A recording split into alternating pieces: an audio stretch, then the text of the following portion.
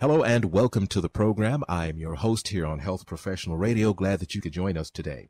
You know, very few Americans lead heart-healthy lifestyles. Our guest in studio is Dr. Robert Vogel, cardiologist and co-author of The Pritikin Edge, clinical professor of medicine at the University of Colorado in Denver. Additionally, he spent 14 years as director of cardiology at the University of Maryland and was past president of the Association of University Cardiologists. He's with us in studio today to talk about a healthy lifestyle as it relates to heart health. Welcome to the program. Very nice to be with you, Neil. Thank you. You know, as I said, a few Americans, we don't lead healthy lifestyles, let alone heart-healthy lifestyles. A recent study by the Mayo Clinic Proceedings released back in March found that less than 3% of Americans are living a healthy lifestyle. So basically, nobody in the neighborhood is living a healthy lifestyle. Is that, would you agree with that statement? Yeah, absolutely. 90% of heart disease, which is the number one killer of human beings on Earth, and a great deal of cancer is preventable by leading a better lifestyle. That's diet and exercise and not smoking and stress reduction, those sorts of things. So lifestyle is critical. If you have a new car, you put a reasonable grade of gasoline in it. You wouldn't put diesel in a gasoline car. And yet most of us do not eat well. We don't get enough exercise. Too many of us smoke, etc. And that's killing us quite early. Is there a workaround, say, for, sugar is everywhere. I can't think of anything that processed sugar isn't included. And this processed food that seems to be everywhere. I mean, it's very convenient, often tasty, but, on a scale of 1 to 10, 10 being as healthy as it can be and 1 being absolutely trash, where would you put ultra processed food as it relates to heart health? It's trash. I'm glad that you started with sugar, because we often think that the most important part of a healthy diet is not getting enough, is eating too much fat or eating too much salt, but it's really, for Americans today, it's eating too much sugar. And when this country was founded over 200 years ago, we were eating about 4 pounds of sugar per year per person. We're now eating 150 pounds of sugar per person in the United States per year.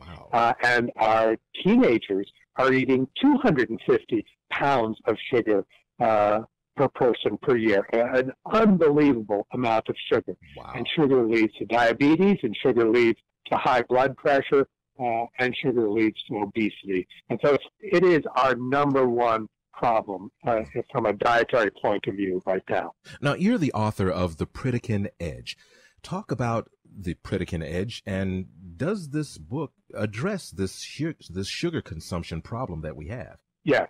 The Pritikin is a lifestyle program, and it addresses diet, exercise, smoking cessation, etc. In The Pritikin Edge book I wrote about 8 years ago, we outline how individuals can follow a healthy lifestyle, starting with diet.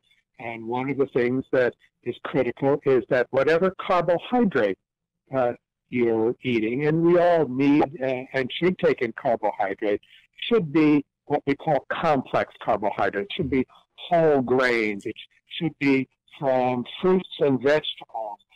And it should not be from colas and other soft drinks that are just loaded with sugar and the low-fat, high-sugar treats that are all around the grocery store.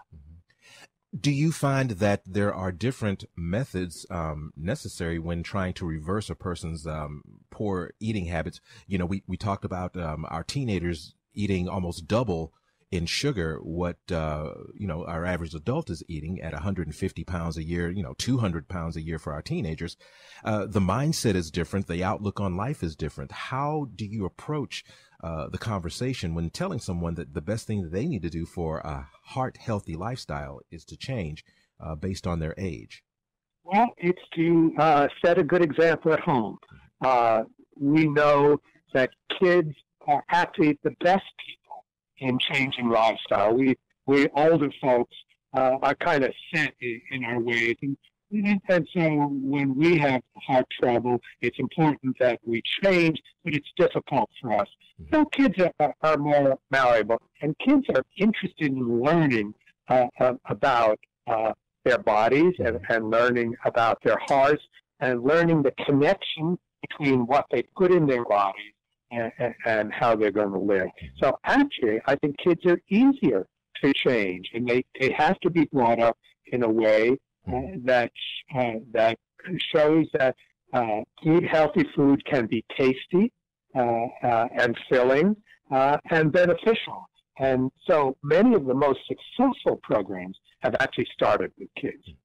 Let's talk a bit about the effects of stress on our heart and our lifestyle. I mean, we all live stressful lifestyles to some degree. I'm not talking about, we're all pulling our hair out, but there are stressors that we encounter on a daily basis. Some of these strong or big stressors obviously play a big role in our heart health.